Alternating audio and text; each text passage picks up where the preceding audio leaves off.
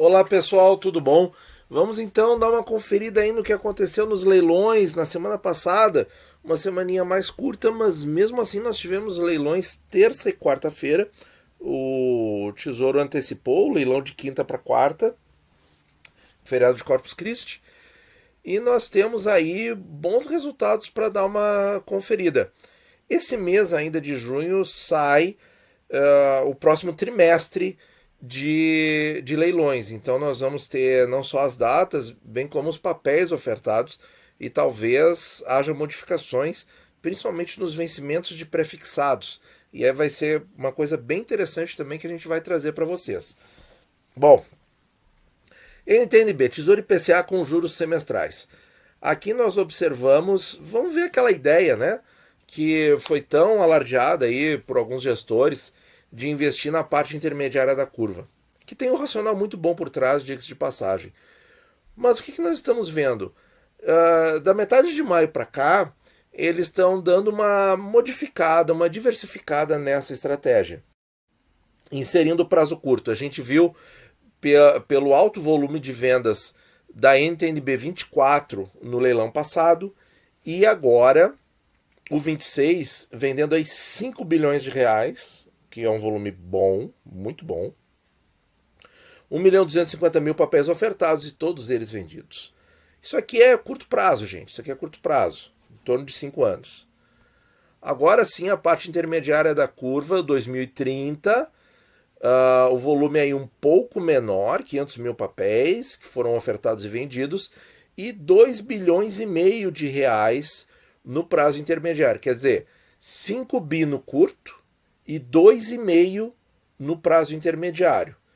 E um pouco mais de 2,5 no prazo longo, que é o 2055. Então vejam aí que interessante. Olha só, então dos 10 bi que entraram em Tesouro IPCA, eles dividiram assim, a metade no curto prazo, um quarto no prazo intermediário e um quarto no prazo longo. Então, gente, daria pra gente copiar essa estratégia? Daria. Se você tiver o prazo, daria para copiar, certo? Você pode, no lugar do 55 como longo prazo, colocar o 45 ou o 40, depende do seu prazo longo, ou o 35, certo? Aqui no prazo intermediário é ele mesmo, o 30, e no prazo curto nós não temos, bom, é o 26, nós não temos o 24. Então, muito interessante esse dado aí, certo, pessoal? Então, assim, ó, aquela tese da parte intermediária da curva, eles não estão usando mais, tá? Porque eles estão focando bastante no curto prazo, a gente viu semana passada, se confirmou nesses primeiros leilões de junho, e estão dando a mesma quantidade aí de aporte financeiro, praticamente, né? Entre parte intermediária e parte longa da curva. Então eles estão investindo em parte longa da curva também, certo? Essa é a moral. Mas a maior parte do aporte vai na parte curta da curva. Pois bem, Tesouro Selic, pessoal. Olha aí, ó, 3 bilhões de reais. Prazo setembro de 22, não houve demanda, gente. Olhem isso. Zero, nulo, não houve demanda. Fantástico, hein, pessoal? Fantástico. 300 mil papéis é um volume realmente muito aquém do que provavelmente o Tesouro gostaria de ofertar, mas não haveria demanda, certo? Por quê? Porque o prazo de 22 já não vendeu, o papel está literalmente se tornando um mico, certo? E nós vamos procurar entender um pouco mais disso, porque eu fiz as projeções, pensei, né? Não justifica o investimento num papel que não paga nem inflação, mas vai trazer elementos para a gente entender melhor esse posicionamento nos leilões, pessoal. Agora nós temos aqui a NTNF, isso aqui é o Tesouro prefixado com juros semestrais, e nós temos um dado simplesmente surpreendente, fantástico, estarrecedor, na minha opinião. Raríssimas oportunidades, o Tesouro oferta tantos papéis assim nesse tipo de tesouro, nesse tipo de nota do Tesouro Nacional. Ele entende, nota do Tesouro Nacional. Quem não se lembra quando o Tesouro ofertava 50 mil papéis, 150 mil papéis, aquela coisinha, né? E o mercado comprava tudo sempre. Agora ofertou 3 milhões no prazo para 27 a uma taxa de quase 8,5, o mercado absorveu tudo. E há 1,5 milhão de papéis para o prazo de 31, que é igual ao nosso, numa taxa de 9,11, e o mercado absorveu tudo. Gente, quase 5 bi aqui, dá 4,300 mais 600, 4,900. Olha, gente, quase 5 bi, a mesma coisa, a mesma quantia de Tesouro IPCA 26. Foram 5 bi, olha ali. Muito interessante.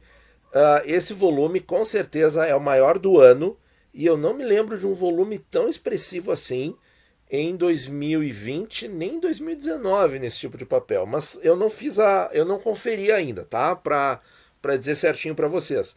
Mas assim, 2021 com certeza é o maior volume de leilão em prefixado com juro semestral. E com certeza, se não for o maior dos últimos 2, 3 anos, está entre os maiores leilões desse tipo de papel. Qual é a mensagem, pessoal? Não é difícil de entender. A mensagem é: essa taxa é boa. Essa taxa acima dos 9% é boa. Quantas vezes aqui no canal vocês me ouviram comentar, e isso eu tenho os vídeos para comprovar, 9% é o meu número mágico. Quantas vezes eu já não falei isso no canal, pessoal? E olha aí, agora que o Tesouro deu oportunidade dos caras comprarem, eles compraram. Compraram inclusive a menos de 9%, mas o prazo é 4 anos mais cedo. Então isso também tem que ser levado em conta. Então, gente, olha aí. Só que, de novo, né? Como eu falei no vídeo da renda de R$ 1.000 no Tesouro Direto. É um papel que tem que ter muito cuidado, certo? Porque ele não remunera o principal, ele remunera ao longo do tempo, ele te entrega em renda. Tudo que for inflação, juro e tal, ele te dá na renda, certo? Ele não aumenta nada o principal, ele devolve o principal tal como você pagou, né? Quer dizer, devolve 1.000, às vezes a gente paga mais, paga 1.100, 1.080, 1.120, depende do dia da cotação. Mas um jeito de entender a NTNF, pessoal, prefixado com juros, é o seguinte: é que nem um empréstimo para o familiar, né? Vamos supor, tá? Com juros. Então, assim, ó, você empresta aí R$ 1.000 para um familiar seu, ele vai lhe pagar R$ 6 por mês de juros, tá? Vamos supor assim, mensal, certo? Vai pagar assim, e no fim do ano, vamos dizer que ele vai quitar o empréstimo com você, ele devolve os 1.000 que você emprestou. Então você empresta 1.000, recebe R$ 6 de juro por mês, e no fim do ano o seu familiar lhe devolve os 1.000. Isso é exatamente o funcionamento do Tesouro Prefixado com juros semestral. Só que a remuneração não é mensal, mas se você fizer no semestre vai dar exatamente o valor líquido, tá? Desse exemplo que eu dei. E é semestral. Os 1.000 é o mesmo 1.000, só que agora o 1.000 é um pouco maior que a gente teria para investir no prefixado, e o que devolve é o 1.000. Então a analogia é muito, muito boa, certo? É muito parecido com esse exemplo que eu dei, para a gente pensar em como se defender. Só que são 10 anos, né? 2031, 10 anos. Acho que ano que vem sai o 2033, o pré-33, com juros semestral. E aí é outro papel, é outra jogada, é outro prazo, outras taxas. Então, pessoal aí que falou que eu não comento muito desse papel, tô me esforçando, tá, gente? Tô me esforçando aí para comentar o máximo possível desse papel, para trazer elementos aqui para vocês entenderem, porque muita demanda por esse papel, pessoal, muita demanda, isso chama atenção. E em taxas aí que estão batendo com o que a gente comenta no canal, o que me deixa muito satisfeito.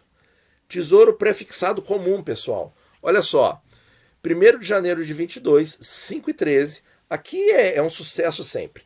Nós tivemos aí 369, 12 milhões e meio de papéis ofertados, o mercado absorveu tudo. Se o Tesouro tivesse ofertado mais, tenho certeza que teria saído. E nós temos aí uma Selic implícita de 5%, certo? Então, gente, aqui não tem que comentar. O meu único comentário é o seguinte: se tivesse pré-23 a quase 7%, vejo que a taxa começou a cair um pouquinho, né? Ele estava aí a mais de 7% nos outros leilões, a mesma coisa, o pré-24, que é igual ao nosso, estava aí acima de 8%, mas mesmo assim o mercado compra. O mercado comprou tudo. Um pouquinho abaixo de 7%, um pouquinho abaixo de 8%. Então, assim, se nós tivéssemos o pré-23, eu tenho certeza que muitos de nós compraríamos o pré-23, né? Uma pena aí que nós não temos. Bom, pessoal, conforme o prometido, vamos para a nossa tabelinha do Excel. Então, em primeiro lugar, vamos tentar entender por que o papel Selic para setembro de 22 simplesmente micou, não vendeu, e por que os volumes estão tão baixos. Mesmo assim, alguns gestores compram, e nós temos aí os prefixados sempre aí na maior preferência. Aqui nós temos a projeção do Boletim Focus da primeira semana de junho, 5,75 em Selic para o final do período e 6,5 para o final de 22. Eu coloquei em laranja o que é hipótese. Isso aqui mas está na ata, Natan. Sim, mas ainda não aconteceu. Esse é o critério. Não aconteceu, eu deixei com fundo laranja. E as interrogações que vai ser o motivo das nossas hipóteses aqui. Então eu coloquei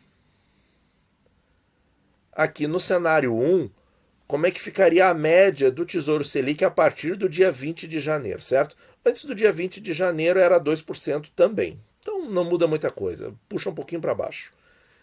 Se ficar em 5%, lembrem que está em fundo laranja, não aconteceu ainda, é pura hipótese, é puro futurismo, como queiram chamar. Nós atingimos aí uma média de 4% no Selic esse ano, embora a média aqui do período seja um pouquinho maior, mas mesmo assim perde para o prefixado de 5%. Cenário 2, minha gente, indo para 5,75. Vejam que apesar da distância ser muito grande, quase triplica a Selic para o começo do ano, a média ainda assim fica em 4,34, ainda perde bastante para o prefixado. Mesmo que a partir daqui, de dezembro, ele esteja pagando mais, o que acontece lá para os investidores institucionais? No dia 1º de janeiro vence o prefixado, eles recebem aquilo, e se o Tesouro Selic estiver pagando 5,7, eles vão comprar o Tesouro Selic. Então, acho que essa estratégia deles está bem justificada. Agora, por exemplo, aqui nós pressupomos o passo de 75 pontos base por reunião. Se esse passo for um pouco menor, a média aqui fica mais baixa ainda, que é o nosso cenário 3. Então eu coloquei assim, indo de 4,25 para 5, de 5 para 5,5, de 5,5 para 5,75 e lá ficando. A média fica um pouquinho mais baixa ainda, quer dizer, o Selic ainda perde, certo? Ainda perde. E o cenário 4, gente, é o seguinte, é o cenário que alguns gestores apostam, tá? Em que a elevação da Selic para 6,5 teria que se dar neste ano e não no ano que vem. 6,5. Será que agora o Tesouro Selic ganha? Qual é a impressão de vocês? Vamos lá, pessoal. Não ganha. A média chega a 4,5 e o Selic e o prefixado está pagando mais de 5 hoje nos leilões. Então, pessoal, não tem cenário para o Tesouro Selic ganhar. Então não surpreende que em setembro de 22, veja bem, aqui nós estamos estimando a Selic até 8 de dezembro de 21, que é a data da última reunião do Copom deste ano, tá? São todas as datas aqui do Copom, e a média fica assim no ano. Então, quer dizer, como o ano que vem eles estão, se ficar igual em 6,5, mesmo assim essa média vai chegar ali a 5 e alguma coisa, vai no máximo empatar, certo? Só que o prefixado é como eu falei, ele vence esse ano. O prefixado de 23 para o final de 23 está pagando 7%. Está pagando quase 7%, né? Pagou mais de 7% nos leilões anteriores. Então está justificado esse papel ter micado completamente o Selic 22, tá? E assim, vida difícil para o Tesouro Selic. É isso que a gente pode dizer. Vida difícil porque eu não encontrei um cenário em que esteja justificado para eles comprarem o Tesouro Selic. Mesmo assim, alguns compram, né? Que é com aquela finalidade de estabilizar a carteira, para a carteira não pular muito, certo? E aí não transmitir insegurança para o investidor final, Me parece que é só esse o objetivo. Quem tiver ideia de outros cenários em que o Selic possa ganhar desse prefixado de 5%, deixa aqui nos comentários que a gente faz e mostra.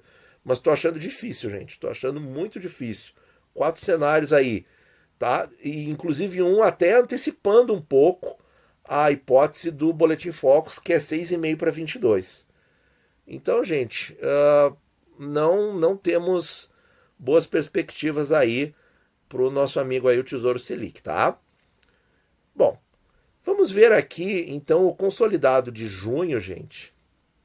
Nós temos aí 29 bilhões de reais no leilão. E olha só, gente, os volumes aqui, ó, de LTN, que é o prefixado 11 bi, foi o grande campeão, mas seguido de perto pela NTNB, que é o Tesouro IPCA com juros 10,4 bilhões quase. E olha aqui, gente, prefixado com juros quase 5 bi e Tesouro Selic 3,4. Vamos ver como é que ficou o gráfico de pizza disso tudo? Olha aqui, gente. Tá? As cores são as mesmas dos outros vídeos de leilões, para a gente ter um comparativo visual.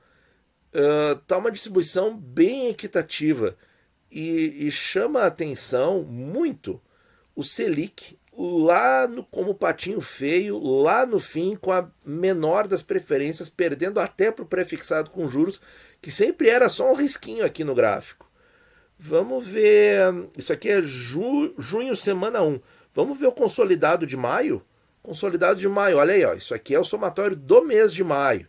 Vejam que a NTNF, que é o pré com juros, era desse tamanho, olha o tamanho que era o Tesouro Selic, claro, e NTNB prefixado. E vejam agora como ficou. Claro, isso é só um leilão no mês. Nós temos ainda mais 3 semanas para correr de leilões para ver como é que vai ficar isso aí. Mas chama muito atenção esse dado, certo? A gente falou bastante aí desse prefixado já. Então é isso, meus prezados. Um Tesouro Selic aí micando, tá? Dado muito interessante, mas está plenamente justificado. Mesmo que a Selic chegue a 6,5, o Tesouro Selic continua perdendo. Então, realmente está...